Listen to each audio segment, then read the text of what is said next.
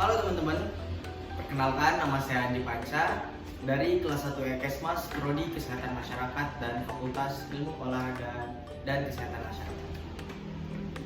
Nah, kali ini saya akan membahas tentang bagaimana cara batuk efektif dan mempraktekkan bagaimana cara batuk efektif tersebut.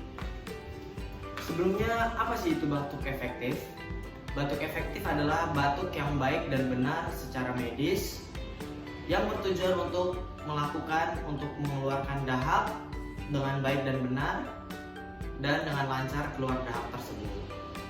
Oke, langsung saja tahapan-tahapan melakukan batuk efektif.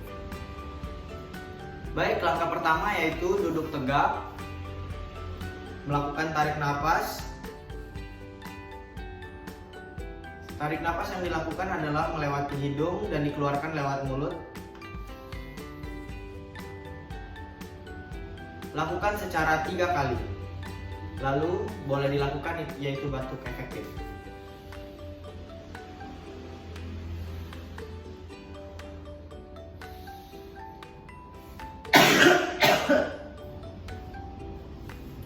Batuk efektif dilakukan secara 2 kali agar dahak keluar dengan baik dan benar.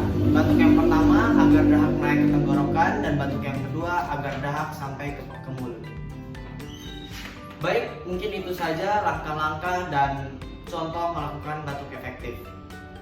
Terima kasih. Assalamualaikum warahmatullahi wabarakatuh.